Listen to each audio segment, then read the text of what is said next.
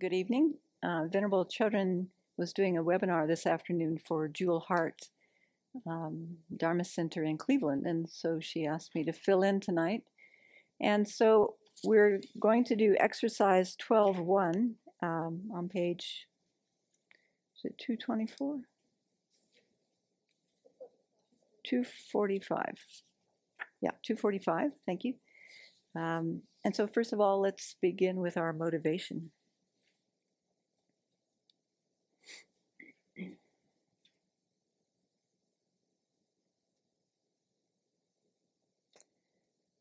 Here at the Abbey, we've been observing our minds and reflecting on our past karmas, calling to mind all the non-virtues that we can think of and imagining the ones we can't remember, and really engaging in some heartfelt purification practice.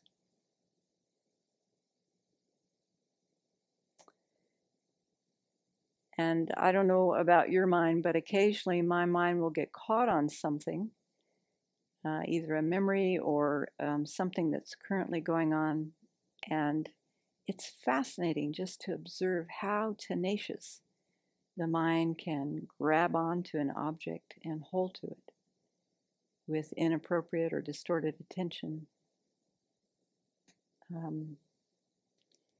And so one of the techniques that I have found helpful for working with those kinds of minds, whether it's attachment or aversion or some kind of arrogance or jealousy, whatever it is to just stop and ask myself, well, who is experiencing this? Who is experiencing this right now? And so I go through the aggregates. I ask, does my skin have a problem with this? It might sound silly, but it works. Does my skin have a problem with this person or this situation? And of course it doesn't, it's just skin. Okay, well, how about my muscles or my bones?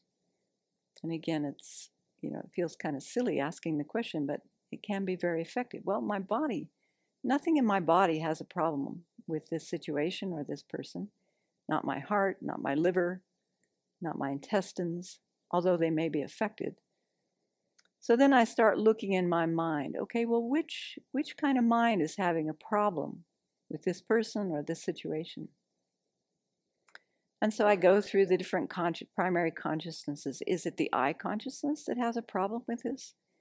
No, it's never the I consciousness. I consciousness just knows shape and color. It doesn't have much preference for this person or that person, this situation, that situation. So it's not the I consciousness. And I go through all of them. It's not the ear consciousness. It's not the nose or the taste consciousness, the tactile consciousness. And then I get to the mental consciousness and I think, okay, here, maybe it's here. And so then I investigate, well, is it every moment of mental consciousness that's having a problem with this person or this situation? Is the mental consciousness that has some semblance of loving kindness having a problem with this person? Definitely not. Faith or generosity, any of those mental consciousnesses having a problem right now? No. Invariably what I come to is it's a moment of self-grasping ignorance that, or maybe a series of self-grasping ignorance that have a hold of my mind that is exaggerating the sense of self. And then based on that, of course, there are afflictions and negative mental actions happening. And so when I can identify, when I can really narrow it down, it's just a small portion of the primary mental consciousness that's really grasping onto this object and seeing this as a big problem, then I can sort of turn to it and laugh at it. And it gets shy. And it kind of shrinks away and disappears, at least for the moment. And so I just offer that as something that might be of benefit. And really, for me, it ties into what we're doing here in understanding, studying collected topics and looking in debate, trying to understand what is this mind and what are the objects that it's engaging. And how is it that these two things, minds and objects, come together and create our reality, create our experiences? And so again tonight, as we go through the review and we're looking at different consciousnesses, these 7 particular consciousnesses identified by Dan Perdue in this text, and noticing how they are able to engage with different objects. We're doing that so that we can unravel this mysterious thing we call samsara, so that we can actually bring peace to our minds, real peace, lasting peace, not only to our own minds, but we're doing this so that we can increase our potential to be of greater and greater benefit to all the other living beings who are constructed just like us.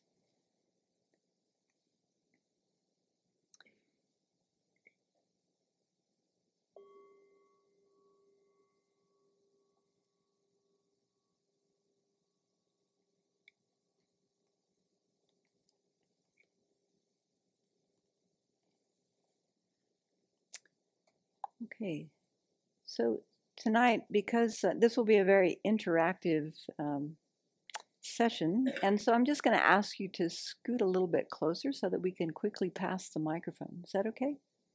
Just scoot in a little bit. If you're planning to speak, then come in a little bit closer.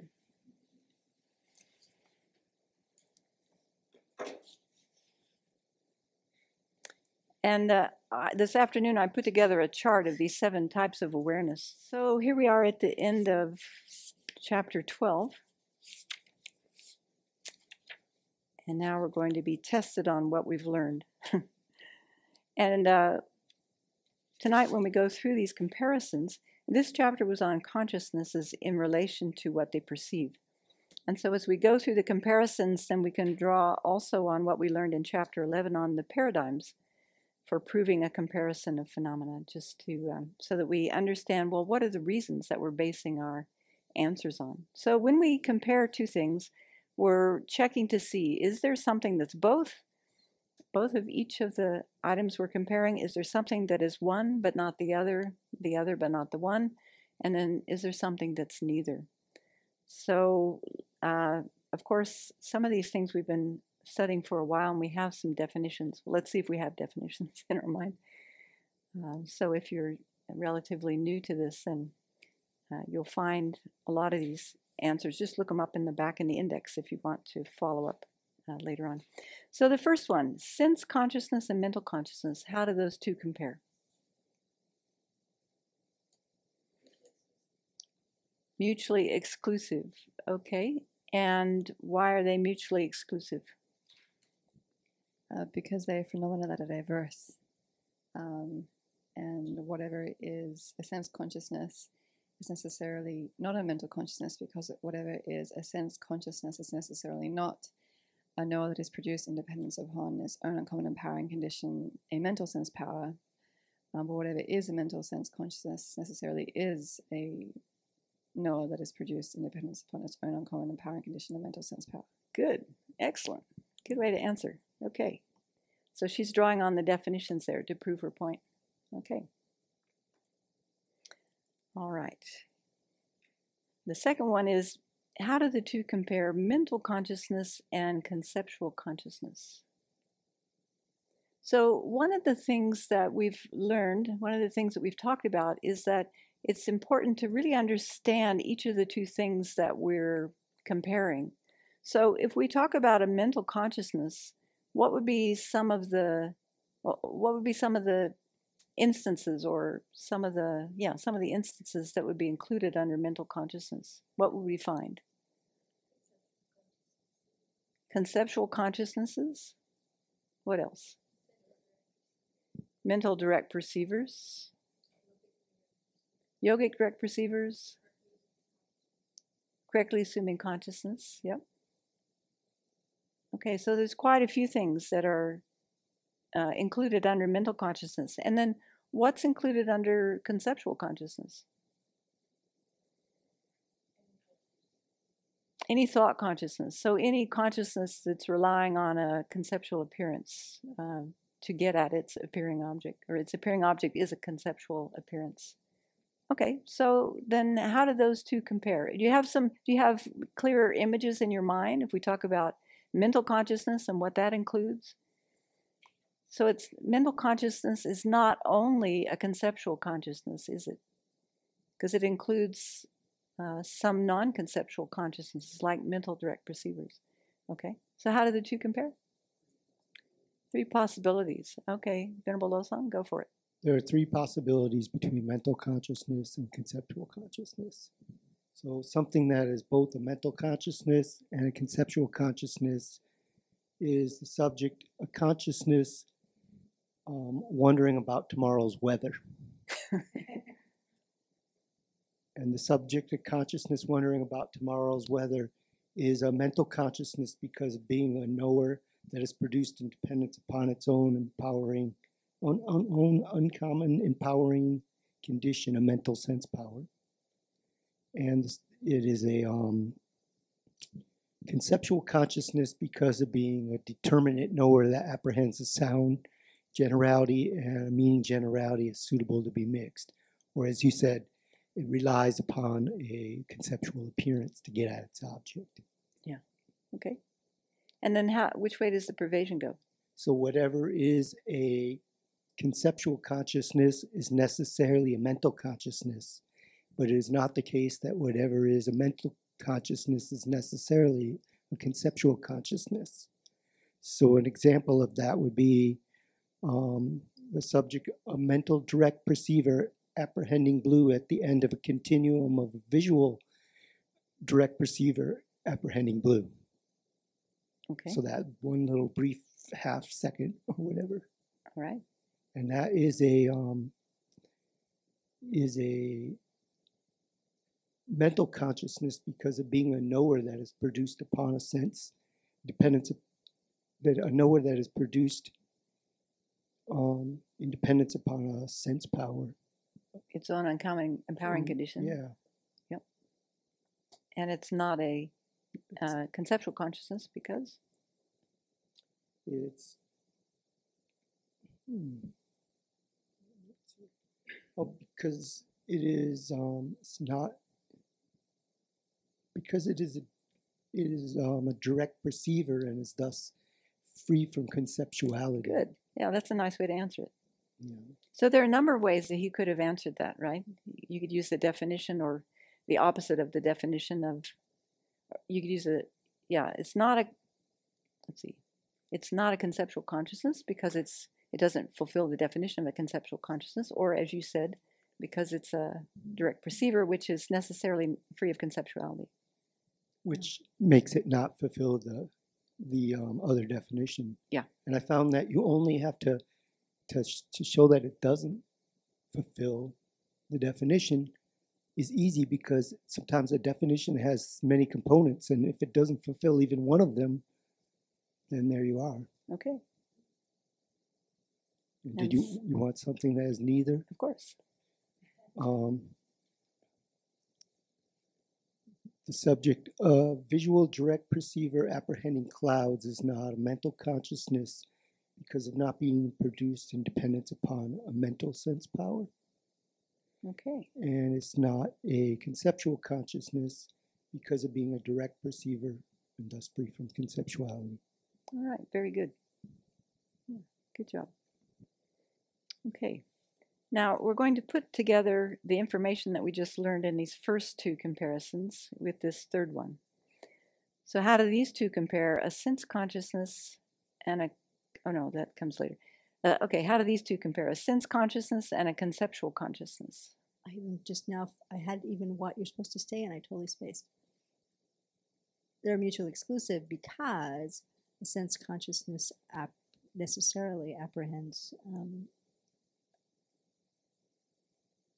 is a sense direct perceiver, and the conceptual consciousness apprehends its objects through a meaning generality or a conceptual appearance. That's true. Yeah. Yeah. The subject sense consciousness and the subject conceptual consciousness are mutually exclusive. the subject sense consciousness and the subject conceptual consciousness are different because of being phenomena that are diverse. Whatever is a sense consciousness is not necessarily a conceptual consciousness, because whatever is a sense consciousness is not a knower produced independence on its own uncommon and power condition, a mental sense faculty, but whatever is a conceptual consciousness. I have the wording here backwards. But whatever, I'm a little confused now. But whatever is a sense consciousness is not necessarily a mental, a conceptual necessarily not a conceptual consciousness, because whatever is a mental sense conscious. Which way does the syllogism go? Well, we don't have a syllogism, but sense consciousness yeah. pervades.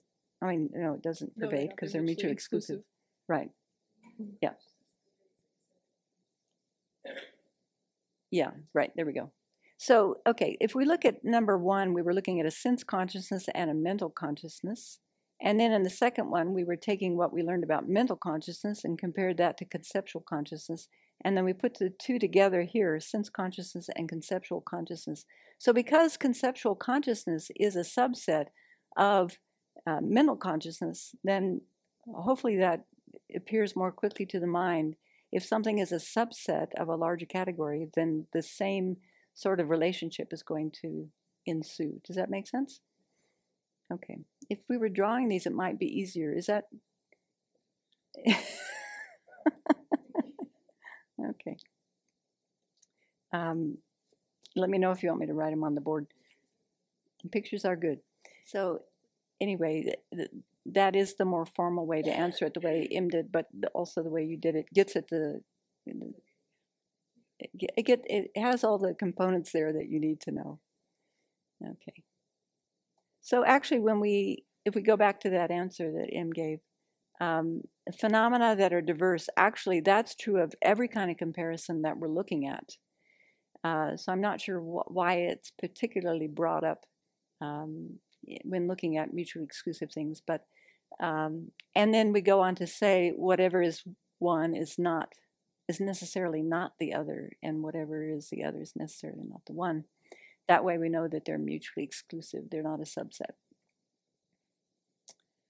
And similarly, while we're waiting for the whiteboard, if we find that two things are mutually inclusive, like for instance, product and impermanent, those two things, although they have different connotations, they do get to the same thing. And so so if we were to compare them, then we'd say that the two are diverse, or they are diverse phenomena, and whatever is one is necessarily the other, and whatever is the other is necessarily one, or they share the 8 doors of pervasion. We can say it either way. So the next one is comparing consciousness and direct perceivers. All right, so let's use the whiteboard now that we have it.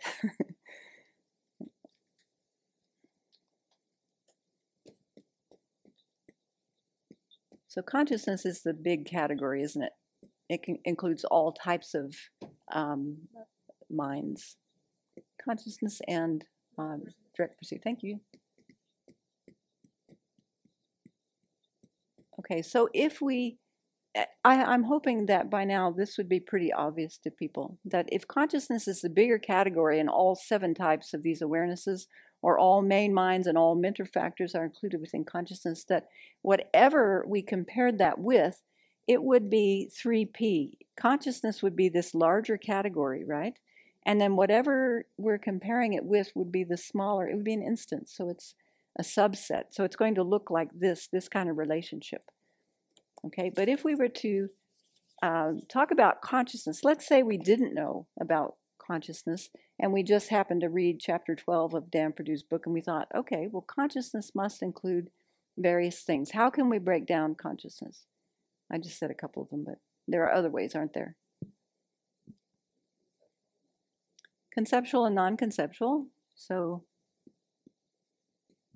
what are some other ways? Non-conceptual. Sense and mental. Mistaken and non-mistaken. Actually, these are pairs, aren't they? Reliable, non-reliable.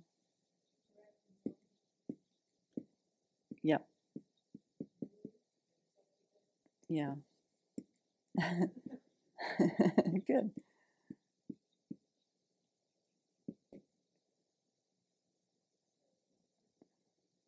We could have main minds and mental factors. And then, well, it's not a dichotomy, but the 7 types, right? 7 types of consciousness. Okay, so then we could list all 7. And one of them would be direct perceiver. So when we do something like this visually, and we write out all these 7 types of consciousness, and we see that, oh, one is a direct perceiver, then, well, we see that, well, that's going to be a subset. So these kind of visual clues, and that's why I've done the chart, these kind of visual clues can be really helpful in seeing the relationships. So it does help. If you don't clearly understand what these 2 things are that you're comparing, just write out what you know about them. Write out the instances, and then that'll help to make it more apparent. Okay, so who'd like to go through this one? Yeah, Venerable Tarpa. Something that's both consciousness and direct perceiver? The subject of visual consciousness apprehending a vase. You have to use lots of shorthand. Okay, and something that is a consciousness, 1 but not 2, a consciousness but not a direct perceiver? Let's see. Something is a consciousness but not a direct perceiver. I didn't do it that way. I went through the proof the way it was written. Oh, okay. Yeah, okay, yes, that's right. Okay, how does the pervasion go? Okay. So Which way does the pervasion I just go? did it the way it's done in the book. Good, that's good. So there's 3 possibilities between direct perceivers and consciousness. Okay. Something as both is what I just said. Yep. And the visual consciousness apprehending a vase is a direct perceiver because it's a non-mistaken knower free from conceptuality. Yep. And the visual consciousness apprehending a vase is a consciousness because it's being that which is clear and knowing. Mm-hmm. So that's the first one. Good.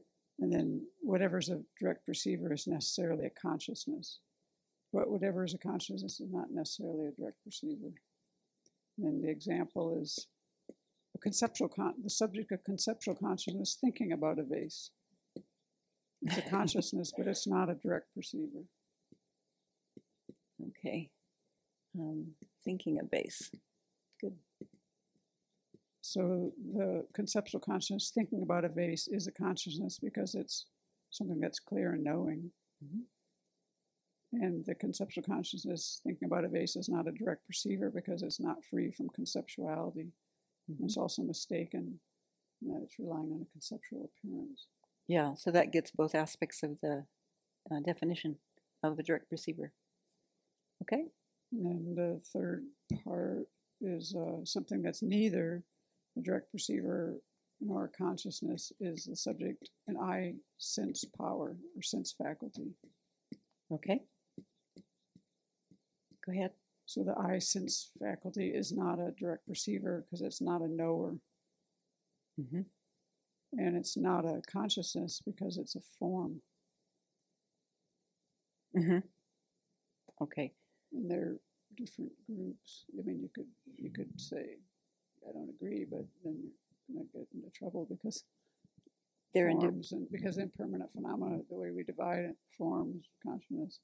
So it's not a consciousness, it's a form. Yeah. So it can't be a consciousness. Yep. Good. Okay, and just to highlight, when we're doing these 3 possibilities, there's going to be one of the possibilities that there isn't any example. Yeah, Em? For this comparison, for something that is both, would the subject, a self-knowing consciousness apprehending the visual consciousness apprehending a cup work? Em?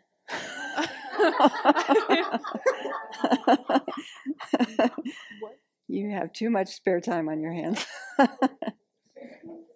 All right, say it again. It's a direct person. Say it again.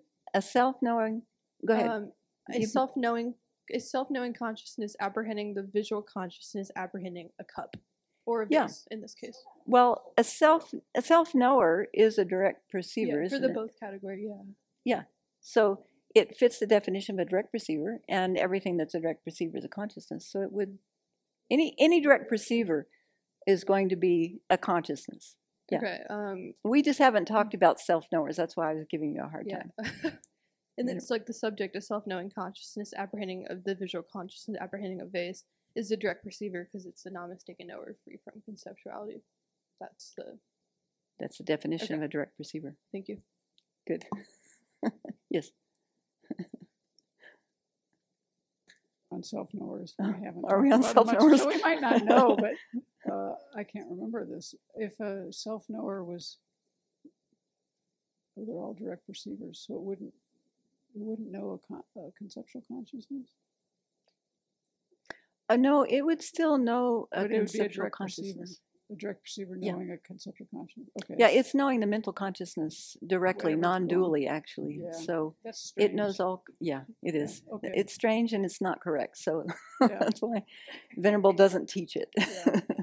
Yeah. Geshe Wang, when she taught the Common of Artica Uh-huh. in the first or second quarter, because she went through the debate stuff, and they had to like take it on. You know? Yeah. She had, it was kind of cool the way she talked about it, in that it was just kind of more like, well, how do you know you know? You know, it was asking a really good question. Yeah. And so it was kind of nice that way to think about it. Yeah. And then it's good later to throw it out, but Yeah. it was interesting. The Sutra school following reasoning, the mind-only school, and the yogic middle way autonomous all assert a self-knower in the tenet systems. And they do that for a number of reasons.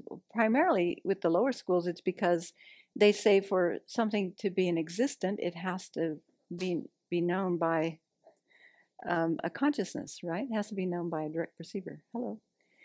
And so they're asking, well, what is it that knows a consciousness? And it's an interesting question. Yeah, how do you know you know? Yeah. And from the consequence point of view, they say there's a mutual dependence in between an object and the consciousness knowing that object. And so just because of that mutual dependence, you wouldn't have an object without a consciousness that knows it.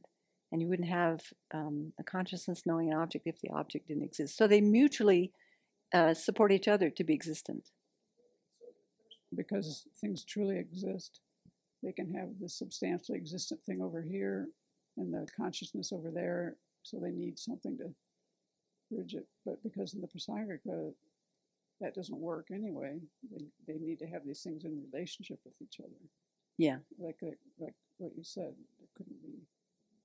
Right. There are also other problems with that. Like if you had a self-knower that understood the conceptual consciousness thinking of vase, well, what knows that self-knower? You'd need another self-knower, wouldn't you? To know, yeah. So there's an infinite regress. That's another. It has to be something about with inherent existence too comes up. I remember Geshe Dorji Dango explained that to us. Okay. Somehow inherent existence comes into it, and that's how it gets thrown out.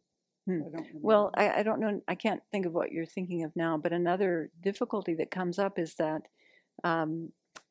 self-knower is necessarily a mental consciousness, and so it's arising independence, or it's arising together with whatever consciousness, like a sense consciousness, and the sense consciousness relies on its own uncommon empowering condition. And so then you have to ask, well, what's the uncommon empowering condition of the mental consciousness, the self-knower, and does that, the sense consciousness is the cause for the self-knower, and they arise at the same time. That's another problem. So it's fraught with difficulties, and that a lot of the things in tenets are fraught with difficulties, but we study them anyway. So, okay, that was a little digression, but.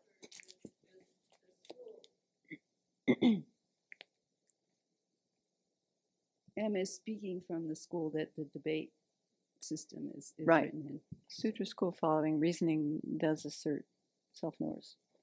Okay, good. Thank you for that. So we're up to number 5. So number 5 is going to be a little similar, isn't it? All right. So instead of, let's see. Oh, sense consciousness and direct perceivers. Okay. So now we're narrowing down. We don't have such a big field. Instead of consciousness, we have sense consciousness And I heard some 4 Ps. All right, who'd like to go with it?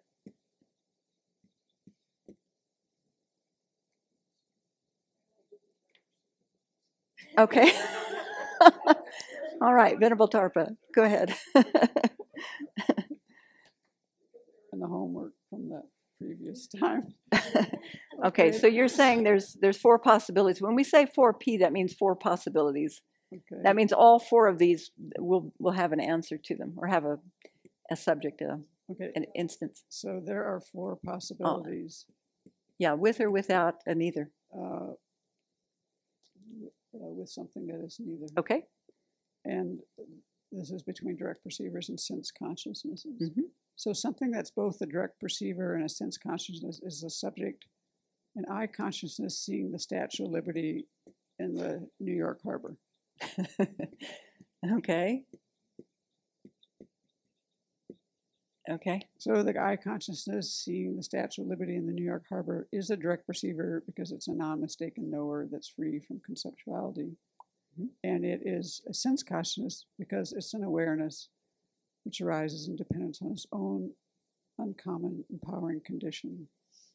Okay. The definition we were using was slightly different, but it's physical sense power. Well, it's a knower produced independence upon an uncommon empowering condition of physical sense power. Say that again?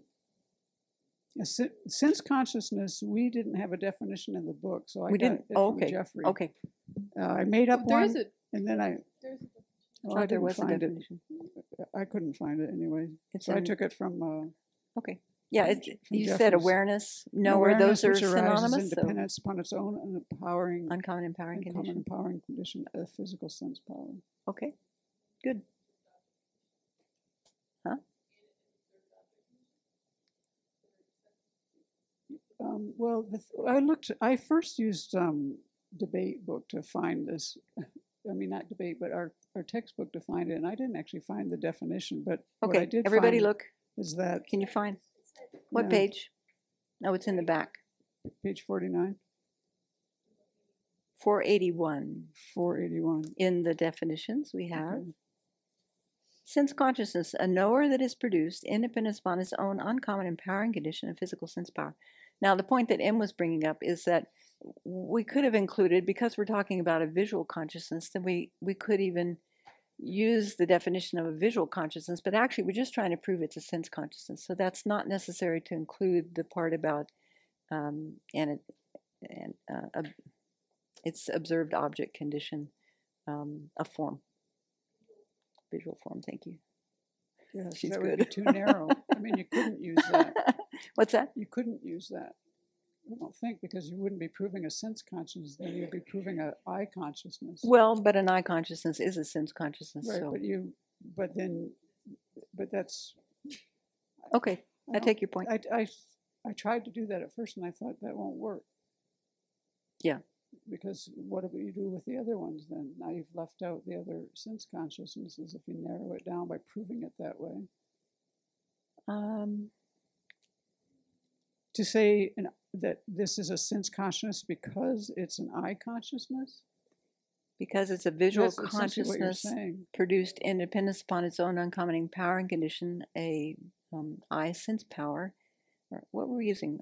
Faculty or that power? proves it's an eye consciousness. It doesn't prove it's a sense consciousness to me. I don't know. I couldn't get that to work. Okay. I see what you're saying, but it didn't quite make sense to me to do that. It seemed like you can do it narrowed either way. down too I think much. you can do it either way. Okay. And the way you're talking about is using the definition of a sense consciousness, because that's the broader Broad, category. right.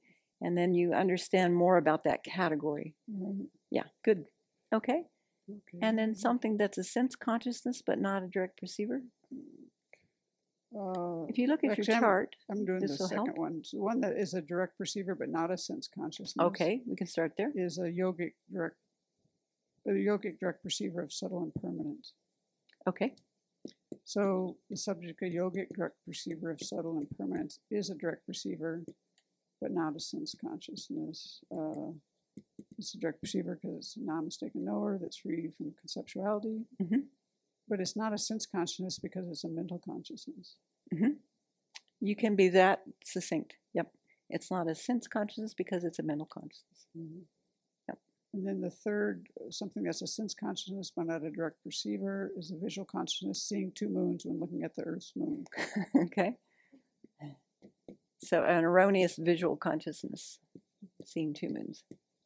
So this visual consciousness, seeing two moons when looking at the Earth's moon, is a sense consciousness.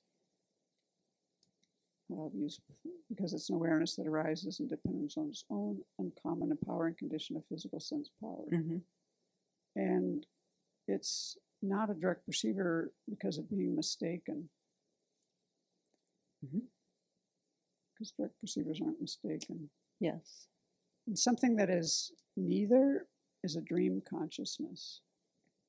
If you take, right, a dream consciousness, How do you to feel which about appears a white cloud in a blue sky. It's not a direct perceiver because it's a wrong consciousness. And I got this actually partly from mine in Tibetan Buddhism, because they give an example of a wrong mental consciousness, a dream consciousness to which blue clearly appears. Yeah. It's a wrong mental consciousness. And that's given as a mental consciousness. Yeah. Yeah. So yeah. So it's a wrong consciousness. So it can't What be a you done? direct perceiver. That's why it's not a direct perceiver, because it's a wrong consciousness. Yeah. And then it's this dream consciousness to which appears a white cloud in a blue sky is not a sense consciousness because it's a mental consciousness. Yes. Okay, good. Now there is some debate about dream consciousnesses, so we could. Is that some people think they're conceptual. They don't think they're sense. Okay. They're debate- all mental, but some are conceptual. Tsongkhapa, it's actually in mine in Mhm. Tibetan Buddhism. Good, thank you. Tsongkhapa thinks some of them could be conceptual, but most people think. Okay. I mean, So again, or we no, come back most people to. think they are conceptual, but he thinks some of them aren't. I think that's how it went. You'd have to look it up. Okay. So again, when we look at mental consciousness, there are conceptual mental consciousness and non-conceptual mental consciousness. Doesn't that kind of do your head in? Like, shouldn't they all be conceptual? But they're actually not. Okay. So if we broke down direct perceivers, what we'd find is there are sense direct perceivers, and then there are three types of mental direct perceivers. So there's kind of the plain, generic mental direct perceivers that come at the end of a series of sense consciousness. And then there's also self-knower and yogic direct perceivers, which are non-conceptual. So if you had a mental consciousness right at the end of a series of visual consciousness, and the visual consciousness was mistaken, such as seeing two moons, then you would have a non-conceptual mistaken mental consciousness, huh? And it wouldn't be a direct perceiver. Yeah. Yeah. Right. Good. Okay. This is. So even if it's conceptual, non-conceptual, doesn't mean it could still be wrong. Even a mental consciousness. Mm-hmm. Okay. Mm-hmm. Yeah, well, I knew that with sense consciousnesses there could be that, but I hadn't thought about there being a mental, non-conceptual consciousness and still being wrong. Examples I've seen where it talks about sense consciousness that are not direct receivers, it's because they're mistaken. Are there any others other than because they're mistaken? Is there some other thing that's a sense conscious that's not a direct perceiver and is unmistaken? There's always some type of, put your sutra hat on and leave it on. Okay, now say your question one more time, because I'm... The examples of sense consciousness that are not direct perceivers that I've seen so far, heard so far, has always been because they're mistaken. Yes. Is there anything that would be a sense conscious, not a direct perceiver, and also unmistaken? If we're talking primarily about these 7 types of awareness, I can't say definitively about all awarenesses, but if we look at the 7 types of awareness and you think about that chart, there's one place where wrong consciousnesses they are mistaken, but they are non-conceptual. That's the only one I can think of. That's the only example I can think of. And they can be mistaken in different ways, as Venerable Tarpa was suggesting, in terms of the fault in the sense faculty or immediately preceding condition, like really strong anger. You might see things distorted in a certain way. Imagine. Yeah. Okay, so since we're in the box of belief and knowing, within the box of belief and knowing, then anything that's a sense consciousness that's not a direct perceiver is going to be mistaken. Yes. Got it. Yeah. Did you want to add something?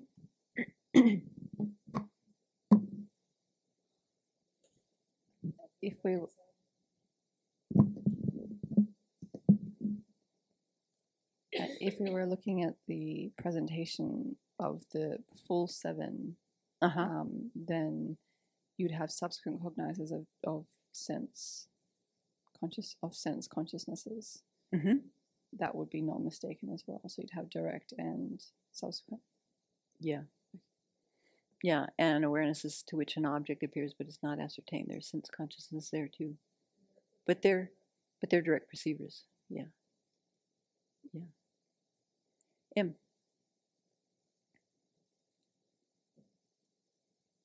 Just a small clarification. Thank you.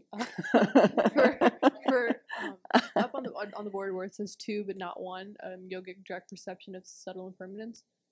Is that the correct way of saying it, or do you have to use realizing subtle impermanence, or like apprehending subtle impermanence? Is there a correct That was just way? shortcut. Just shortcut. It was just me writing quickly. What's the correct way to posit that subject? Well, a yogic direct perceiver is necessarily realizing. Okay, thank you. Yeah, it's an object. It's a union of calm abiding and special insight. So necessarily there's. Yeah. Okay. Good. Thank you. Thank you, Venerable Tarpa. All right. What's the next one? Number 6, mental consciousness. All right, well, that's kind of similar. Shall we go to the next one? Consciousness and valid cognizers. Okay, that's...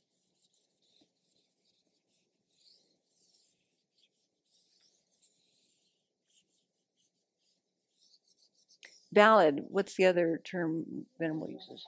Reliable cognizer. Hey, I have 2 erasers. How did that happen? I'm rich. Reliable cognizer.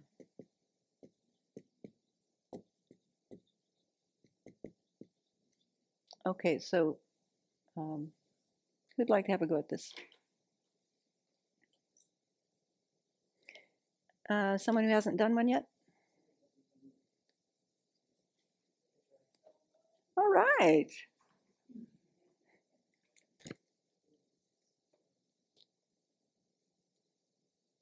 I'll prompt you if you need. How many possibilities between those two? It is 3P. 3P, good. Yes. Okay. What's something that's both? A direct perceiver apprehending blue. Okay, so we say the subject, a direct The perceiver, subject, yes. apprehending blue. So you could say direct perceiver, or you could say visual consciousness. Visual Either way, consciousness. direct perceiver apprehending. Well, it leaves you could apprehend blue with a mental consciousness too, couldn't you? So maybe it's better to say a visual consciousness, or did you want to use a mental consciousness? A visual consciousness. Okay. A visual consciousness apprehending blue. Okay, and so that is a consciousness because? Because it is. I don't know the definitions well off the top of my head. Okay. No, it just has to be a it's a consciousness because Which is clear in knowing. Is that enough? Okay. Yes, that is, and it's a reliable cognizer because it's a new incontrovertible knower. Excellent. Okay. Now you said 3P, so which way does the pervasion go?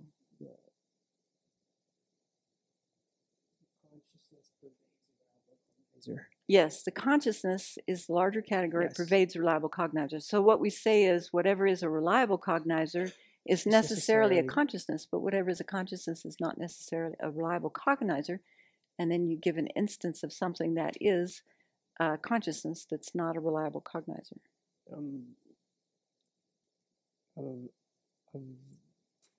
A mistaken consciousness apprehending one moon as two. Okay.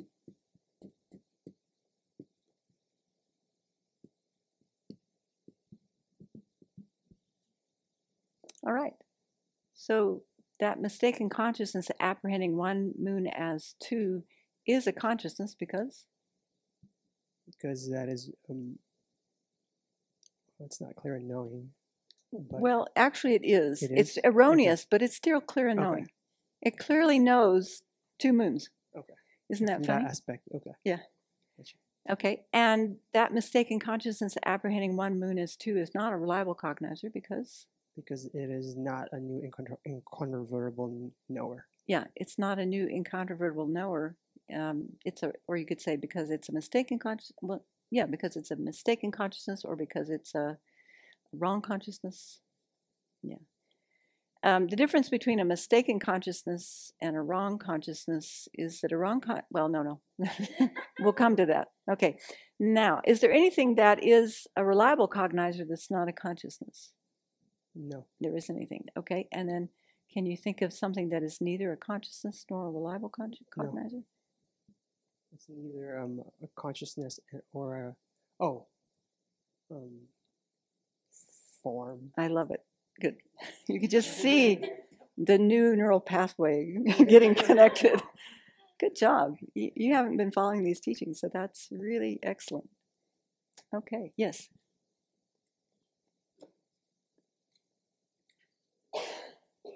Yeah, I just don't use the right page in the book. But so he worded all these questions with valid cognizer, and then where do you get a new and incontrovertible knower as the definition? Because in the book I have it digitally and I searched through valid cognizer. It's pramana, but he in this book used like prime cognizer, and that was the definition of a prime cognizer. I thought he never Let's have a look. gave a definition that I found. It's at the end of the book. Valid cognizer is mentioned on a number of pages, but Right. it's nice when they say definition. It doesn't here. Because 483. Okay, so it's all in that chart in the back, and he calls it a valid cognizer there. But earlier that's the same definition he has for a prime cognizer, though. Yeah. For the Sutra school, prime Right. and valid are getting at the same thing. But it's so funny to me. Wait. Thank you. It has to do.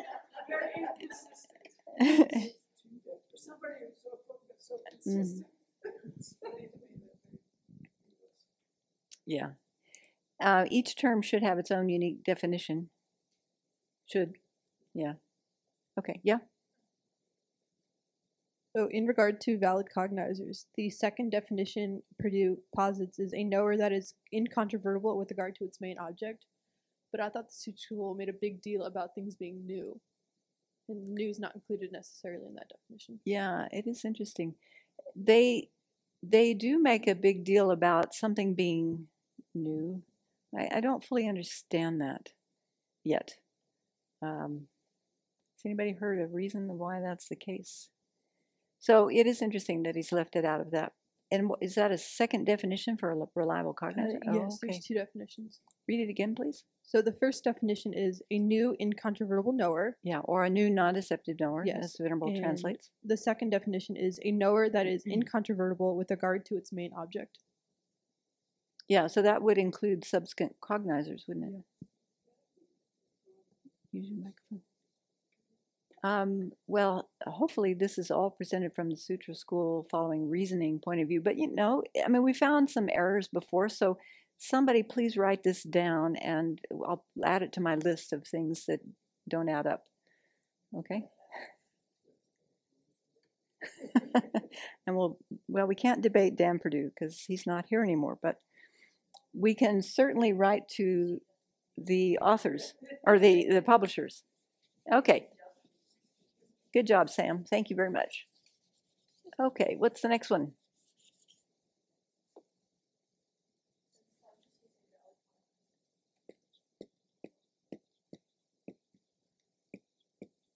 and reliable cognizer. RC, is that going to be okay for people? You just know that that reliable cognizer is RC? Okay. So what do you think? Sense consciousness and reliable cognizer. Who wants to have a go? All right, Christina. Okay, let's see. Something that's both is visual consciousness The subject? apprehending The subject? the subject, Visual consciousness, apprehending the whiteboard Okay. as white.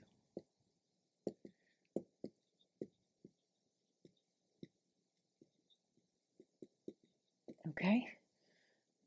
Something that's a sense. Wait. It's sense consciousness because? It's a sense consciousness because it's produced on. It's produced in dependence upon its own uncommon empowering condition, a sense faculty. A physical sense faculty. A physical sense faculty. Yeah. Okay. And it's a reliable cognizer because? Because it correctly apprehends its object.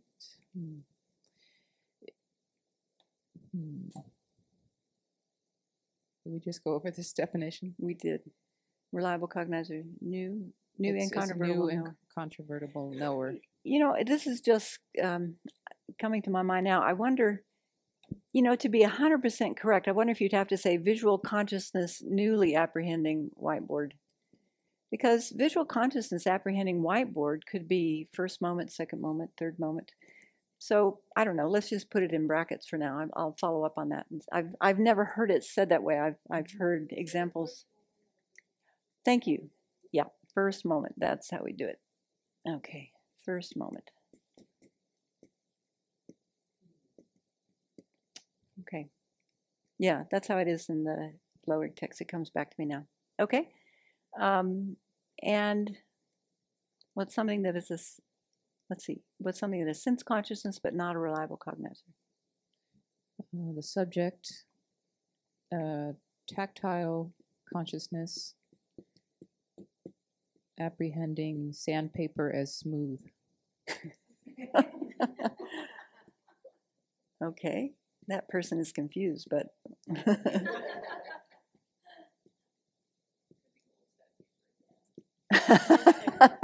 it could be Fresh. old sandpaper. Fresh sandpaper. Okay.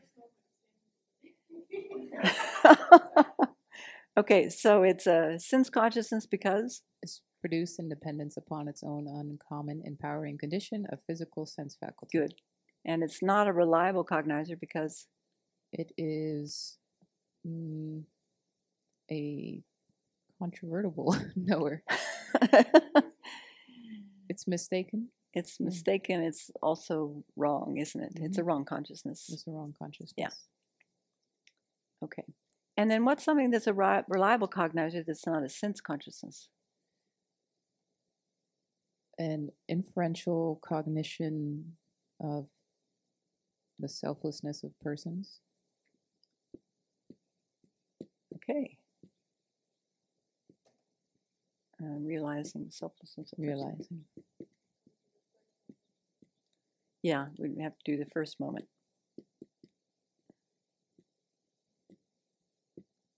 Selflessness.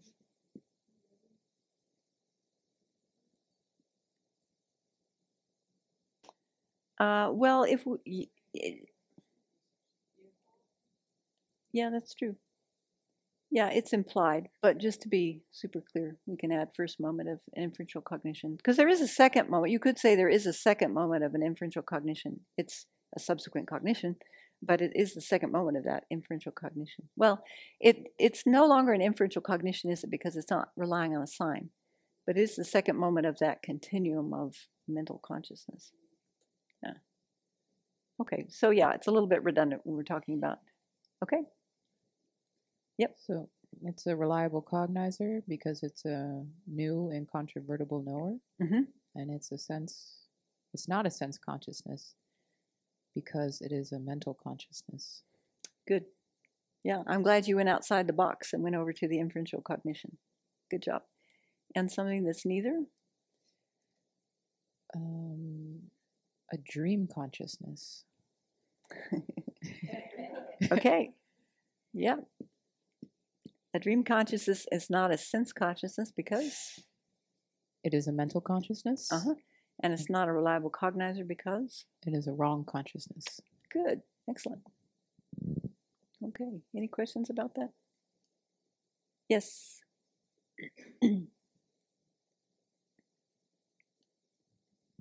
So people have been saying mistaken a lot, and something can be mistaken and be reliable, right? Yes. Yes, okay. So How we many need to say wrong possibilities? consciousness, not mistaken consciousness.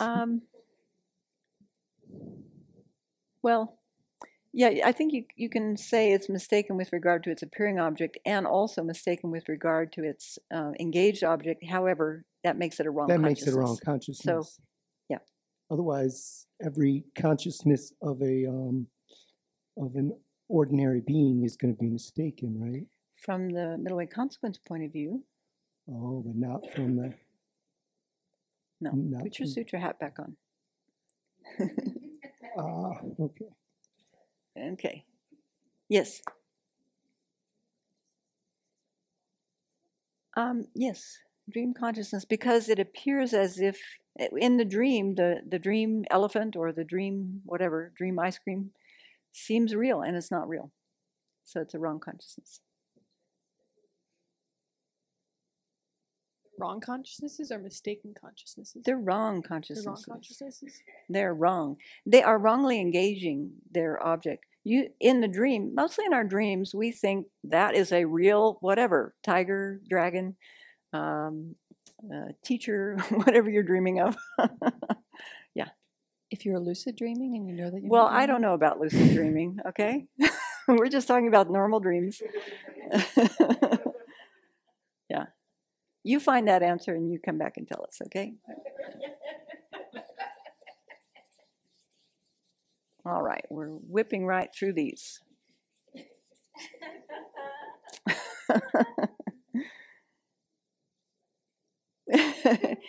Yes, okay. May all beings realize the dreamlike nature of things. Okay, where are we? Mental?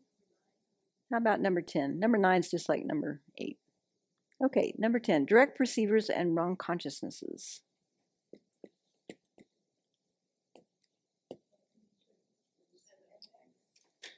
Are you sure?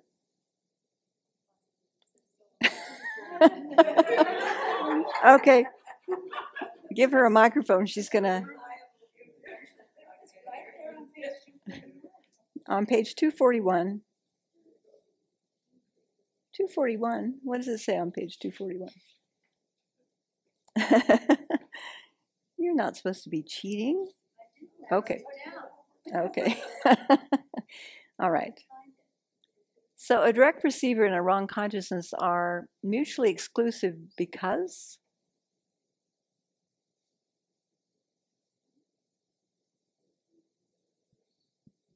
No, that are diverse. What am I looking at here? Direct perceivers and wrong consciousness. Because direct perceivers, I'm going to tell you in the unorthodox way, Okay. direct perceivers correctly apprehend their objects, and wrong consciousnesses are mistaken with regard to their appearance and their engaged objects. Yes. So if we were to look at the chart, and I've passed out a chart on the 7 awarenesses, and is there a way we can post that online? Okay, good. So if we were just in general, if we look at the 7 types of awareness, there are mistaken over here on the left, and that's everything from inferential cognition to correct assumption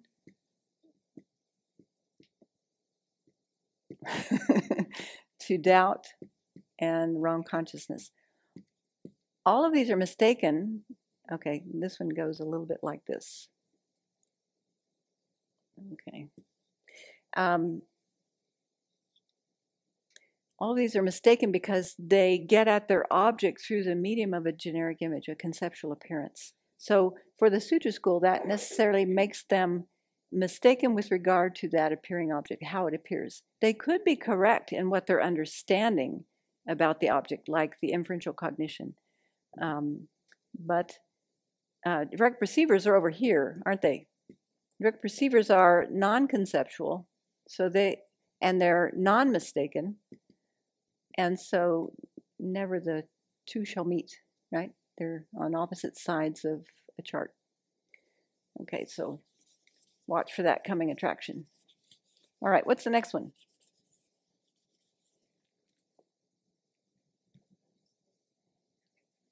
Oh, good. What is it?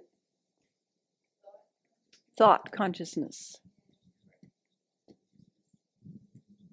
And correct consciousness. Yep. Okay, so let's review.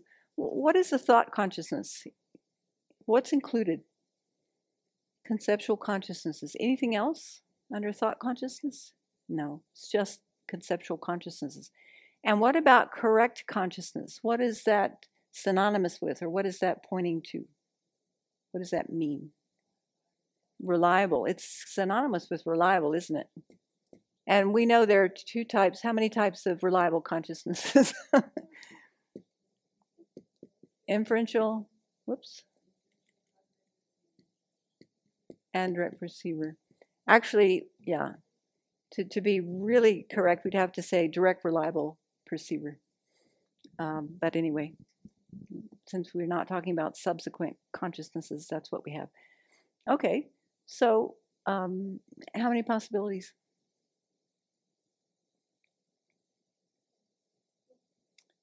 4. Why don't you do it? You have a microphone. How handy. 4P. Something that's both. The subject, a inferential realization of the selflessness of persons. Of selflessness of person? It's not. Okay. It's a thought consciousness because it gets at its object through a conceptual appearance, and it is a correct consciousness because it is a new incontrovertible knower. Yeah, you could say it's a new incontrovertible knower. You could also say because it correctly knows its engaged object. Correctly engages its object. Would you have to specify incontrovertibly? Non-deceptively. Because a correct assumption correctly engages its object, doesn't it? No. Remember? We said that it's not a correct consciousness because it's not non-deceptive. That's what I'm saying. That a correct assumption correctly knows its object, but it doesn't do so incontrovertibly.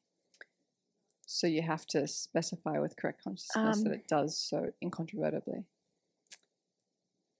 Let's just look at for a moment, correct assumption. Let's look at that definition.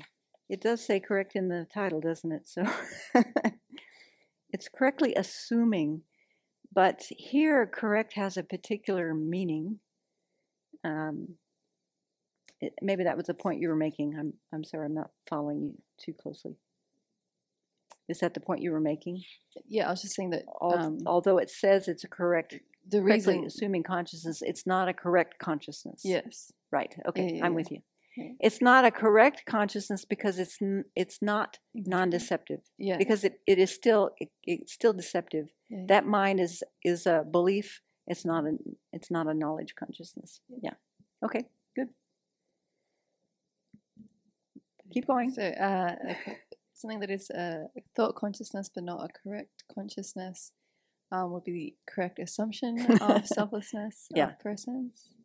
Good. It is a thought consciousness because it gets at its object through a conceptual appearance, and it is not a correct consciousness because it is controvertible. Yeah. Yes. So as we have seen in the previous weeks, correct assumptions may have all the pieces there. They could have it could be a correct assumption with a reason, but that reason is not ascertained yet. That you might have all the words, but you don't have you have a wise mouth still. You don't have a wise, what else would it be? A wise mind, just the wise mouth. Okay? Something that is a correct consciousness but not a thought consciousess be the first moment of a direct perception, direct sense perception of the color blue. Okay, first moment of, what did you say? Eye consciousness apprehending blue. Visual consciousness apprehending blue.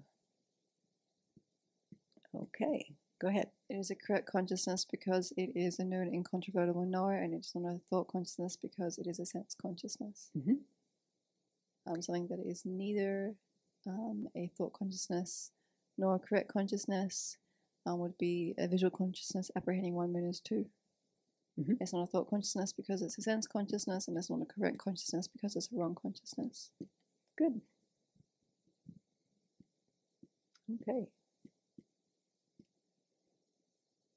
Good job. All right. Oh, any comments about that? Everybody okay with that? All right. Yeah?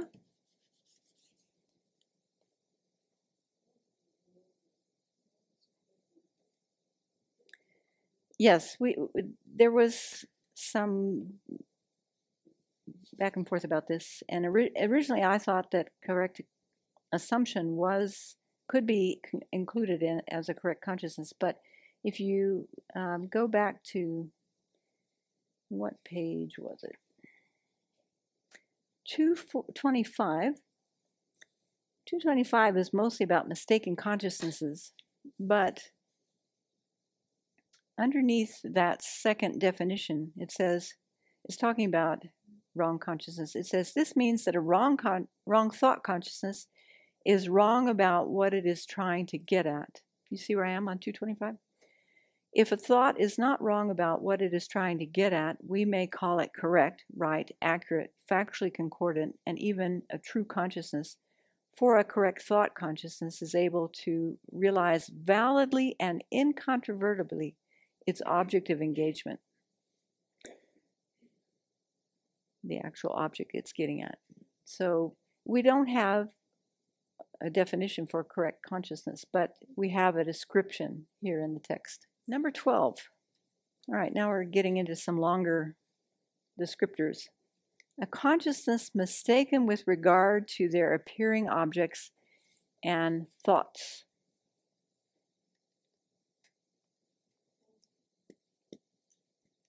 Consciousness mistaken with regard to, what was it? Thank you. Appearing object. And then the other one is thought. Okay. All right, so let's be clear about what we're talking about, first of all. So what's included? What kind of instances are included under consciousnesses mistaken with regard to their appearing objects? Conceptual consciousnesses, wrong, non-conceptual wrong consciousnesses. Here, let's do that this way.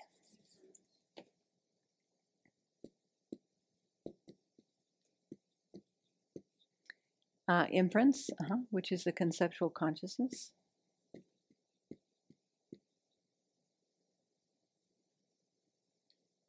Is that everything? Yeah, we could also list out correct assumptions.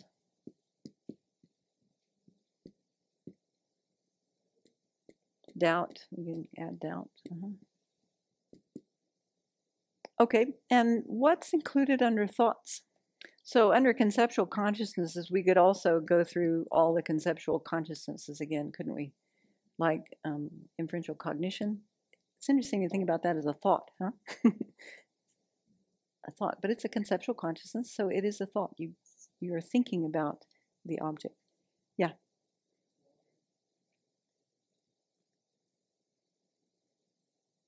Is there any difference between a concept and a conceptual consciousness, or thought and a thought consciousness? It's worth thinking about.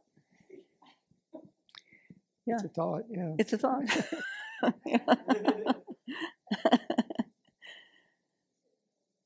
He says no in the book. Can you find that? Okay. You want to look in mine? All right. So Venerable Lamsel says there's a source in the book that says there's no difference between the two, at least from this perspective. But it is interesting to think about, I think, like a concept. You have a concept of, to me, a concept is like a conceptual appearance, isn't it? Where a conceptual thought is the thought that's thinking about that conceptual appearance. But, okay. Little Tarpa. Somebody having this come up some years ago. There's one problem with the word concept, is that sometimes we use it for the subject and sometimes for the object. And that's where we get kind of messed up. Sometimes you're talking about concept. Consciousness, and sometimes you're talking about I'm holding theory, a concept. Yeah, or so, I have a concept about. So sometimes we have trouble with which one we're referring to. Thought. Oh, is that true of thought as well? I'm holding a thought and yeah. Well, yeah. I think you have to decide how you're using it in and context. Maybe in Tibetan, is there a difference between thought and thought consciousness? Or would it be getting at the same thing? There are a lot of plays on words in the Tibetan texts, so. Okay. For now, let's say no. They're the same, okay? So we'll say this is thought consciousness.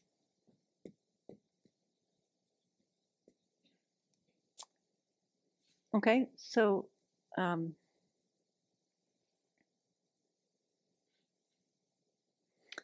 what was the guess? 4P?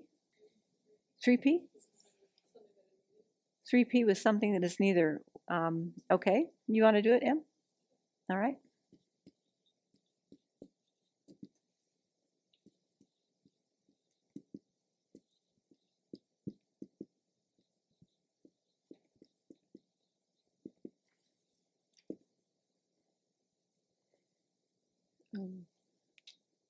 The subject, a correctly assuming consciousness, apprehending selflessness.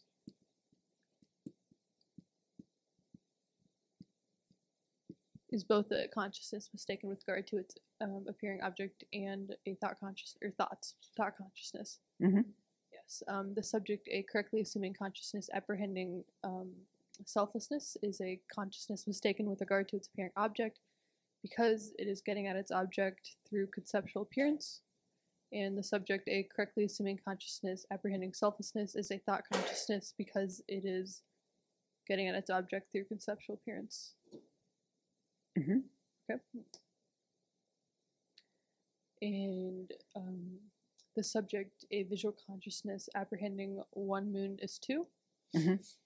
is a conceptual consciousness mistaken with regard to its appearing object, but not a thought consciousness. It is a consciousness mistaken with regard to its appearing object because it is a wrong consciousness, mm-hmm. and it is a thought. It is not a thought consciousness because it's nowhere produced in dependence on its own uncommon and power condition, a physical sense faculty. Mm-hmm. Good. And is there a shorter way you could have answered that? Because it's non-conceptual wrong consciousness. Because it's a sense consciousness. Sense consciousness. Yeah. Thought consciousness is necessarily a mental consciousness. Yes. Yeah. Okay. So which way does the pervasion go? Sorry, just let her finish in the middle. We should have done that first, but which way does the pervasion go? So I think are they 4P instead? Or you're saying there's 4P. Now I'm changing my mind. Okay. They're 4P. There are 4P. Yes. Okay. What is something that is a thought consciousness but not a consciousness mistaken with its appearing object? Show. I don't know. There is not one. No, there isn't one. 3P. 3P. Are you sure? Not entirely. I have a correct assumption. I have doubt tending towards the fact. Okay.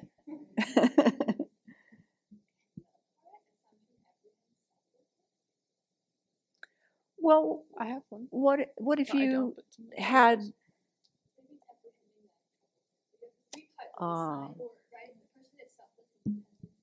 okay, so you're down. Right. You have the person is selfless.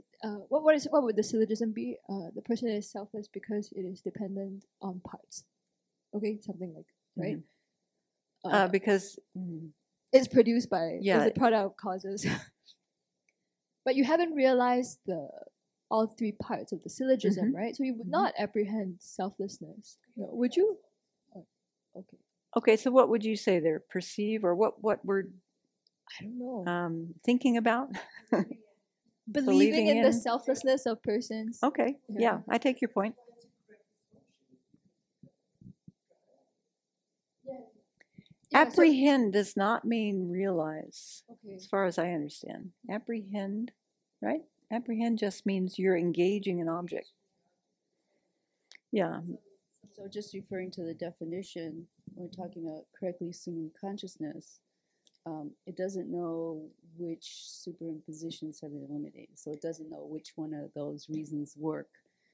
But it is adhering more pointedly to the phenomenon, which is its principal object of engagement. So that's apprehending, isn't it? It's a little tricky in the sutra school when we talk about selflessness, because you get at selflessness indirectly or implicitly. And so maybe that's not the best. Yeah, or even something easier would probably just be to be safe. Dependent arising? No, something easier, like a correct assumption about lunch, or, you know, correct assumption about non-virtuous states of mind. No, actually, you're. I think it's a correct assumption that the person is selfless, right? But no reason, right? Okay. Then it's a correct assumption, right? I just believe the person is selfless. Period. Don't ask me why. Yeah. Yeah. That's a correct assumption. I've just never heard a really clear explanation of all these different permutations when it comes to selflessness because of this.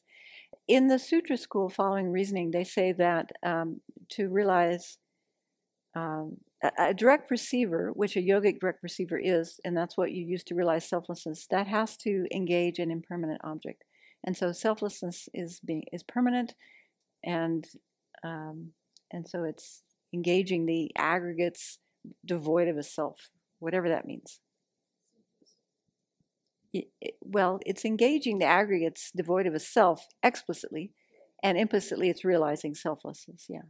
I think my qualm is just linguistic. No, I'm 'Cause glad you the brought way it up. we say correct assumption would be a correct assumption thinking the person is selfless. You wouldn't say apprehending selflessness, right? Well, again, apprehending, maybe we have a stronger understanding of that word than is intended. Or Apprehending idea. just means you're engaging. Apprehending, you're holding.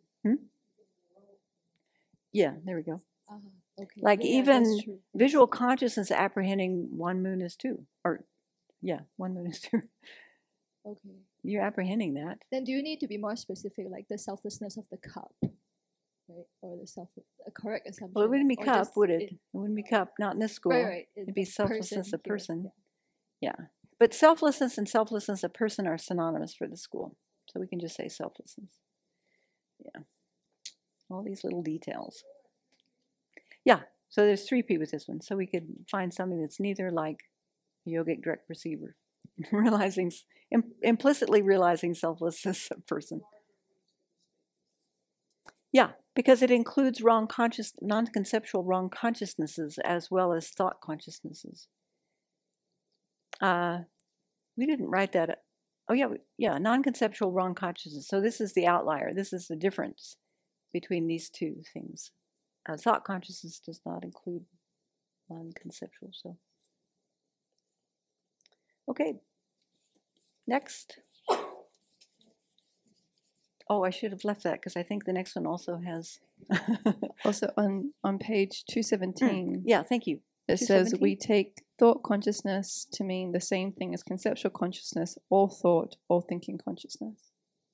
Good memory. Thank you So for that. It doesn't say anything about concept being different from conceptual consciousness, but But at least we have a. Okay, good. Thank you for that. All right. 217. Oh.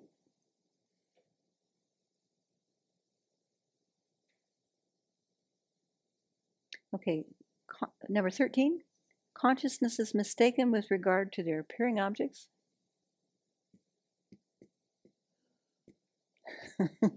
It's hard work, isn't it? And what was it? Valid? Reliable cognizer? Okay, what do you think?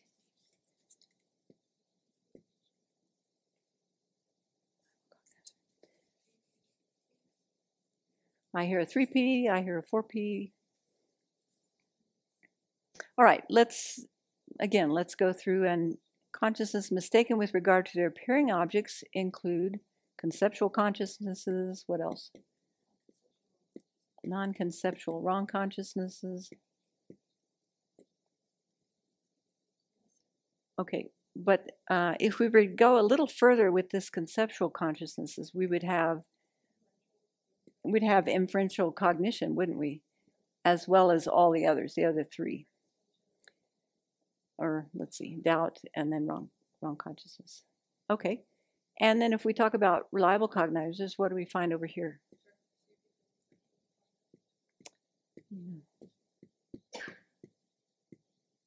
Direct reliable cognizers and inferential reliable cognizers, just to be clear.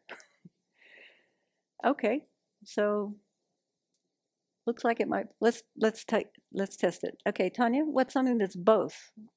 Can you ask me what's something that is both? A consciousness mistaken with regard to its appearing object and a reliable cognizer. Well, inferential reliable cognizer. Yeah, an inferential reliable cognizer apprehending, let's say, subtle impermanence. How about that? We haven't used that one tonight.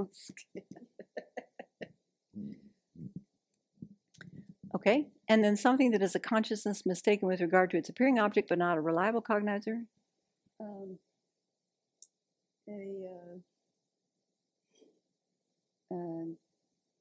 Non-consensual wrong consciousness. Yeah. Thinking I know something about this topic. Well, you're getting there.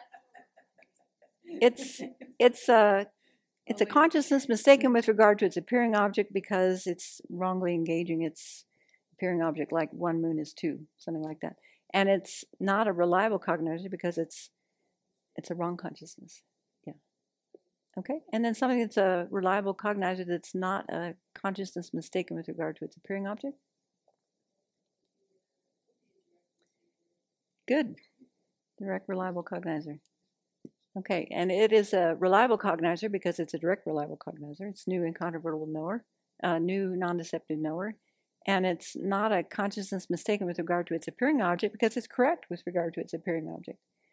The appearing object is what?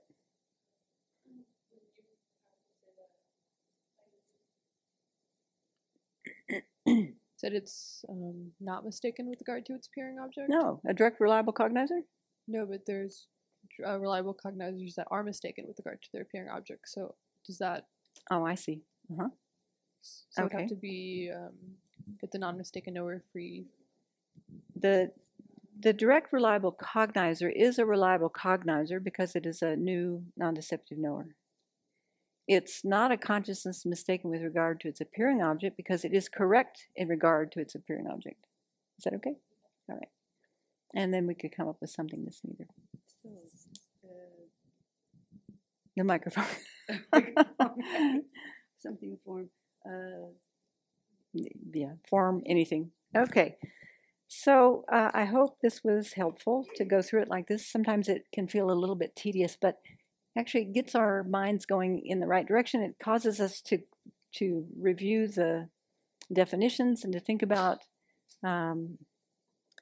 why we're saying the things that we're saying, and just stirs up the brain.